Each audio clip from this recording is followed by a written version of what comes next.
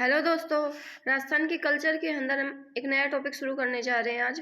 राजस्थान की हस्तकला important topic है, हर एग्जाम में क्वेश्चन पूछा जाता है यहाँ से। तो शुरू करते हैं। सबसे पहले हम देखते हैं राजस्थान हस्तशिल्प नीति कब आई। तो राजस्थान हस्तशिल्प नीति आई 2022 के अंदर। जारी करने की तिथि ये पूछी जाती है, जारी करने की तिथि क्या है? तो 17 सितंबर 2022। उद्योग व वाणिज्य मंत्री शकुंतला रावत ने इसका लोकार्पण किया। अवधि कब से कब तक रहेगी? ये जो हस्तशिल्प नीति है कब तक रहेगी? 31 मार्च 2026 तक रहेगी। तो ये भी पूछा जाता है, इसकी अवधि कब तक रहेगी? 31 मार्च 2026 तक। राजस्थान ऐसा तीसरा राज्य बना है जहां अलग से यह नीति अस्तित्व में है। इससे पहले असम व उड़ीसा में भी ऐसी नीति जारी कर चुकी है। प्रशासनिक विभाग कौन सा है? तो प्रशासनिक विभाग है उद्योग वाणिज्य व एमएसएमई विभाग। क्रियान्वयन एजेंसी कौन सी है? तो हस्तकरघा व हस्तशिल्प निदेशालय इसकी क्या है? क्रियान्वयन एजेंसी। उद्देश्य क्या है ये हस्तशिल्प नीति लाने का? तो उद्देश्य है हस्तशिल्पियों में बुनकरों के उत्थान पर फोकस करना।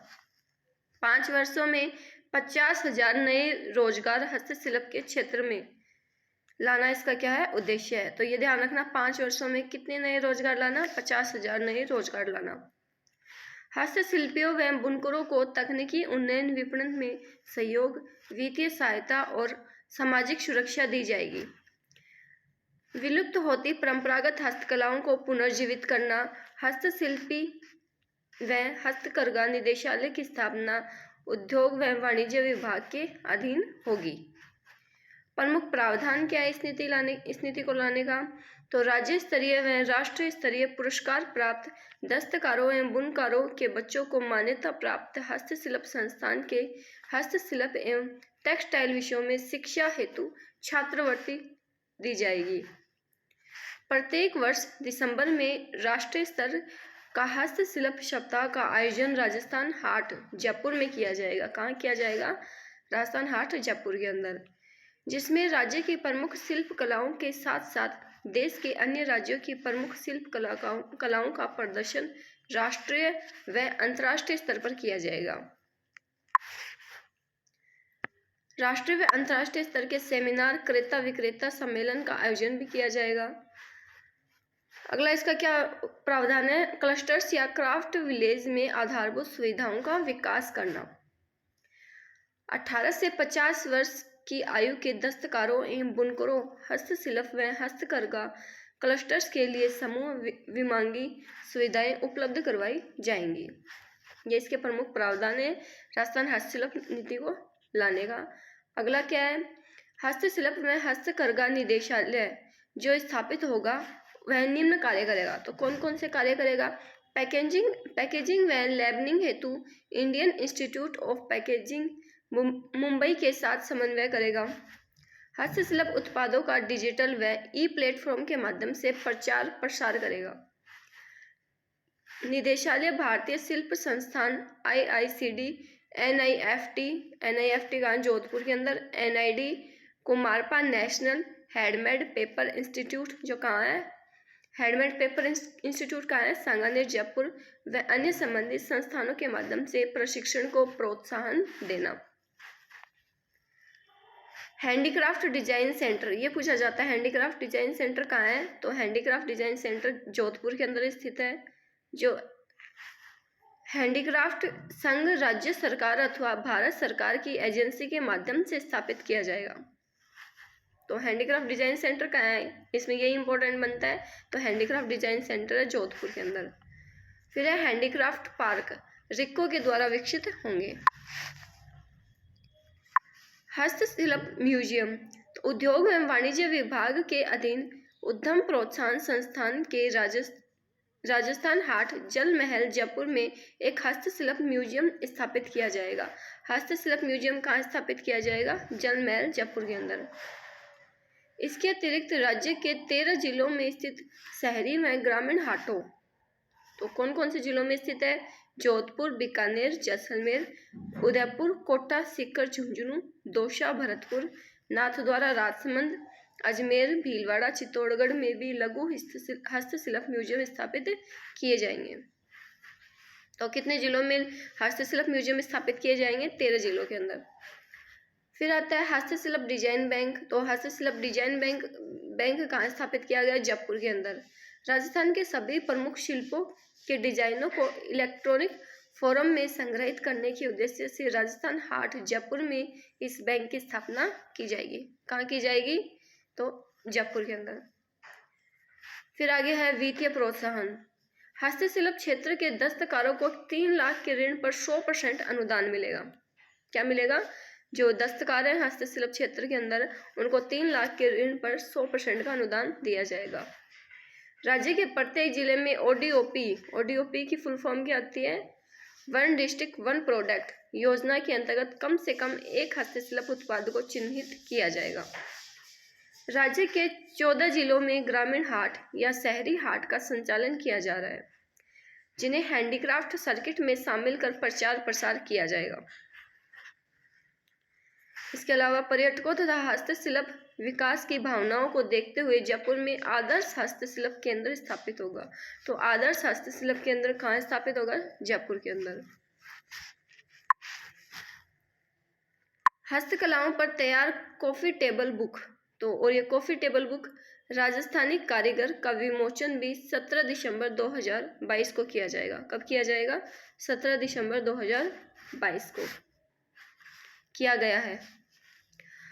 हस्तशिल्प रत्न पुरस्कार जयपुर के श्री बाबूलाल मारोटिया व श्री राम स्वरूप को मिला। हस्तशिल्प रत्न पुरस्कार किसको मिला है? जयपुर के श्री बाबूलाल मारोटिया और श्री राम स्वरूप शर्मा को मिला है। बुनकर रत्न अवार्ड दौसा के गंगा सिंह गौतम को दिया गया है। बुनकर रत्न अवार्ड किसको दिया गया है? तो दौसा के गंगा सिंह गौतम को।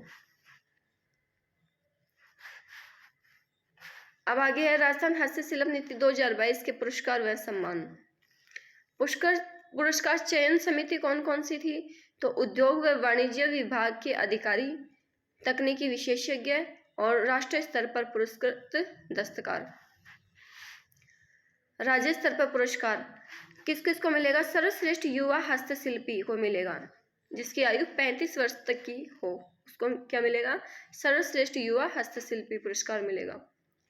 इसके अलावा सर्वश्रेष्ठ जो महिला शिल्पी होगी उसको पुरस्कार मिलेगा। विलुप्त होती परंपरागत हस्तकलाओं में विशेष योगदान देते जो दस्तकार हैं उनको पुरस्कार दिया जाएगा। और इसके अलावा हस्तशिल्प निर्यात के क्षेत्र में उल्लेखनीय कार्य करने वाले निर्यातक को क्या मिलेगा? पुरस्कार मिलेगा। आगे देखते हैं जीआई टैग। जीआई टैग की फुल फॉर्म क्या होती है? तो ये होती है ग्राफिकल इंडिकेशन।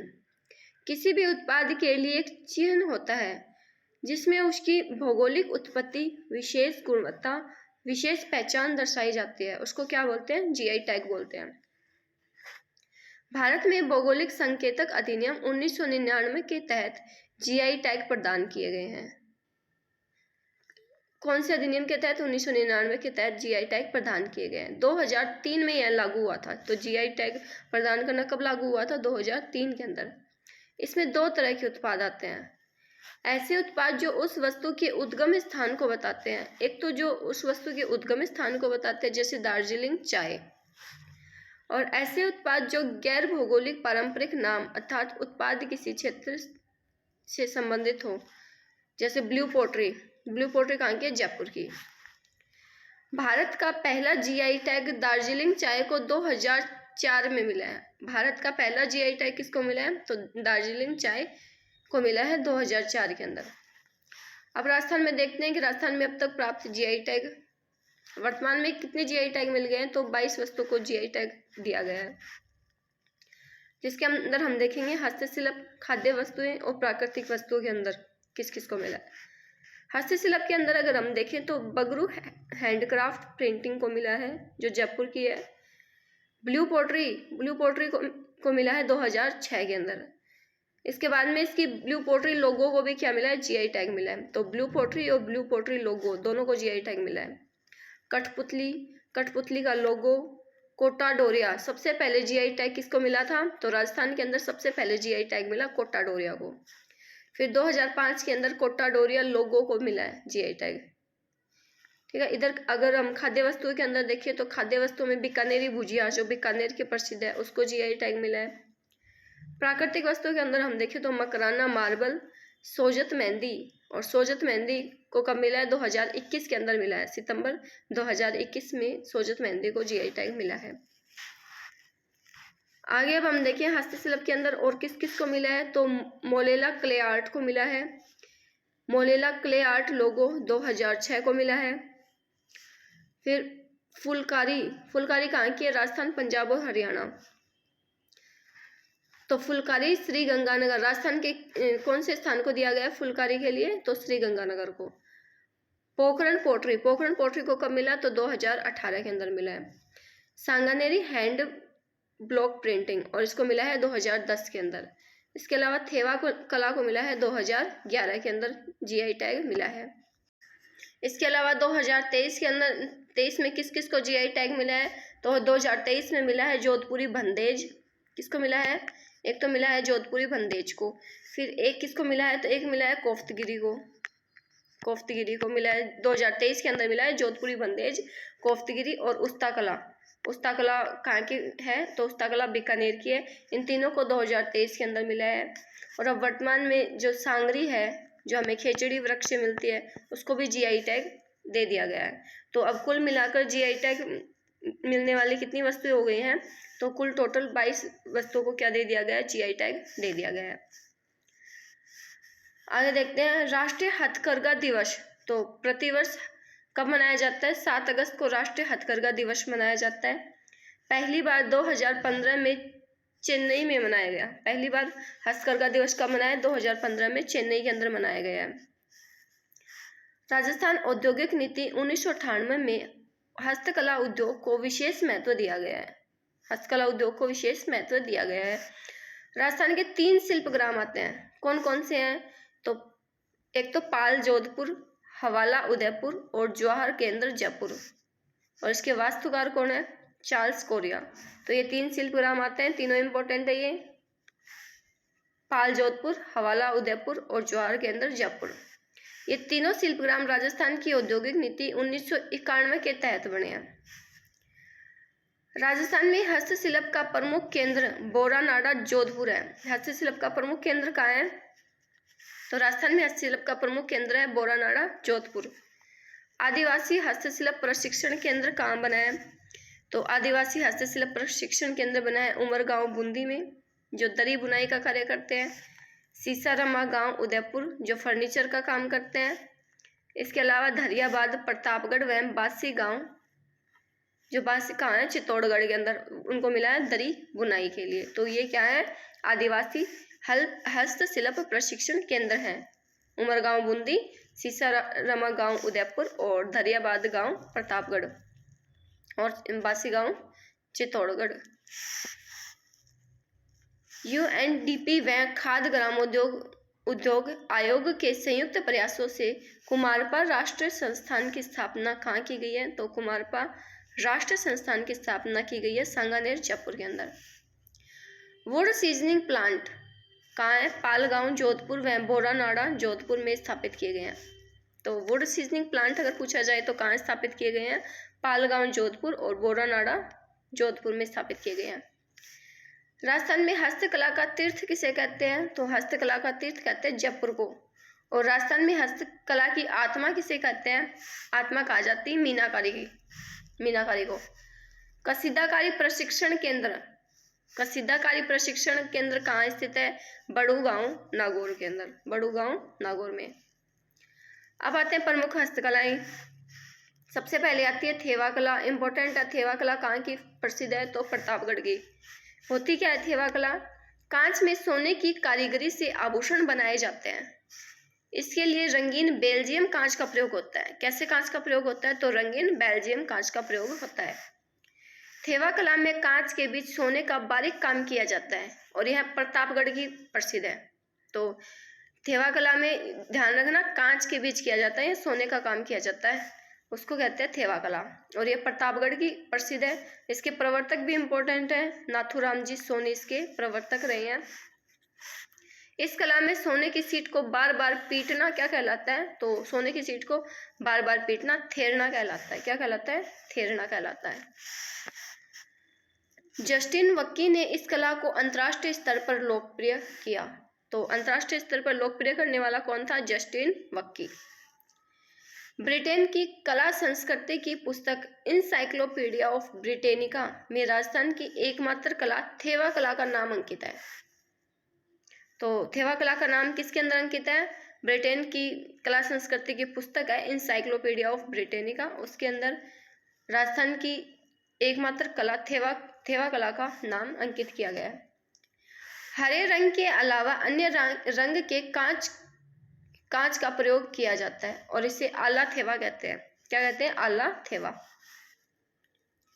थेवा कला के कलाकार कौन कौन है? शंकर सोनी, रामनिवास सोनी और गिरिराज सोनी। ये कौन सी कला के हैं? तो ये थेवा कला के हैं। शंकर सोनी 1970 में इनको पुरस्कार मिला है।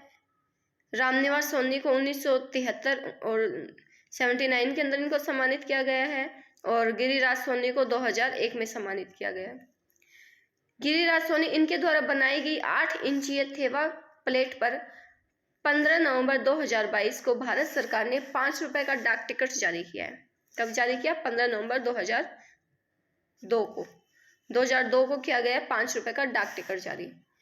महेश राज सोनी को 2015 में पद्मश्री पुरस्कार मिला है और महेश राज सोनी को थेवा कला के लिए 2015 में क्या मिला है? पद्मश्री पुरस्कार मिला है।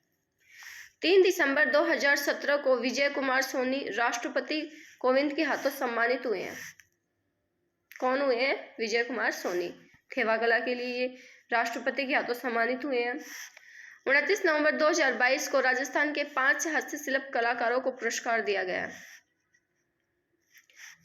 शिल्प गुरु पुरस्कार दिया गया। कौन सा पुरस्कार दिया गया है? तो शिल्प गुरु पुरस्कार दिया गया है। किस किस को दिया है? 2017 के लिए चंदन की लकड़ी पर बेहतरीन कारीगरी के लिए विनोद कुमार जांगिड़ को दिया गया है और वर्ष 2017 का मिनिएचर पेंटिंग के लिए मोहनलाल सोनी को दिया गया है। तो 2017 के लिए मिनिएचर पेंटिंग्स के लिए किसको दिया गया है? तो मिनिएचर पेंटिंग्स के लिए मोहनलाल सोनी को दिया गया है। मोहनलाल शर्मा को ब्रॉश वायर ने शीशम की लकड़ी पर तार कसी के लिए इनको क्या एक पुरस्कार से सम्मानित किया गया है। आसाराम मेघवाल को 2019 में, गोपाल प्रसाद शर्मा को 2018 के लिए मिनिएचर कार्य के लिए शिल्प गुरु पुरस्कारों से सम्मानित किया गया है। अब कितने लोगों को मिला है? तो 14 लोगों को मिला है राष्ट्रीय हस्तशिल्प व सिद्ध हस्त पुरस्कार।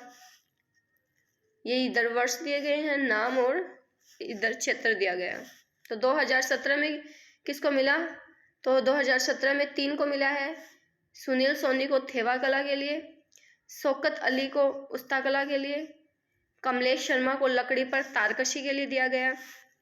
फिर 2018 में भी 3 को मिला है। किस किस को मिला है? 2018 में ओम प्रकाश जांगिड़ को चंदन की लकड़ी पर कारीगरी के लिए मिला है, सुनीता शर्मा को पेपर कटिंग कला के लिए मिला है और प्रेम सोनावा को हेड ब्लॉक प्रिंटिंग के लिए मिला है। तो इनको मिला है 2018 के अंदर। फिर देखते हैं 2019 में किस किस को मिला है। तो गुलाब सिंह को मिला है सिल्वर मीनाकारी के लिए। गुलाब सिंह को किसके लिए मिला है? सिल्वर मीनाकारी के लिए। मोहम्मद शरीफ को टाई एंड डाई कला यानी बंदेज कला, टाई और डाई कला को क्या कहते हैं? बंदेज कला कहा जाता है। कमल किशोर सोनी को बोर्न कर्विंग के लिए मिला है। श्यामलता गहलोत को कोफ्तगिरी कला के लिए मिला है और द्वारका प्रसाद सुथार को लकड़ी की कारीगरी के लिए मिला है। तो ये राष्ट्रीय हस्तशिल्प पुरस्कार मिले हैं। फिर 2019 के अंदर एक दिनेश कुमार सोनी को मिला है वर्क पेंटिंग के लिए और नेहा भाटिया व धर्मेंद्र सिंह भल्ला को मिला है कुंदन जड़ाई मीनाकारी के लिए। सोनी परिवार थेवा कला को अपनी बहू बेटियों को नहीं सिखाते हैं क्योंकि वो अपनी कला को कहीं और नहीं भेजना चाहते हैं। फिर आगे देखते हैं वादा क्या होता है। थेवा कला में काम आने वाली चांदी की रिंग की फ्रेम को वादा कहते हैं। थेवा कला में जो चांदी की रिंग की फ्रेम होती है उसको क्या कहते हैं? तो वादा कहा जाता है। फिर आगे देखते हैं टेराकोटा क्या होता है। कच्ची मिट्टी से बनी मूर्तियाँ, खिलौने व अन्य वस्तुओं को सुखाने के बाद आग में तपा लिया जाता है जिससे उनका रंग धूसर या ग्रे हो जाता है और इसे ही टेराकोटा कहा जाता है। टेराकोटा के लिए प्रमुख केंद्र तो नाथ द्वारा की प्रसिद्ध है ये टेराकोटा। नाथ द्वारा कहाँ स्थित है? राजसमंद में। तो राजसमंद की नाथ द्वारा तहसील मोलेला गांव का सोलानाड़ा तालाब प्रसिद्ध है। टेराकोटा के प्राचीन अवशेष आहड़ सभ्यता उदयपुर में मिले हैं। तो टेराकोटा के प्राचीनतम अवशेष कहाँ मिले? ये इंपॉर्टेंट है, आहड़ सभ्यता उदयपुर के अंदर मिले हैं। मोलेला के मोहन लाल कुमार को राष्ट्रपति आर वेंकटरमन ने पद्मश्री से सम्मानित किया था। बुनरावता गांव नागौर में भी मोलेला आर्ट के लिए प्रसिद्ध है। तो मोलेला आर्ट के लिए कौन सा गांव प्रसिद्ध है? बुनरावता गांव।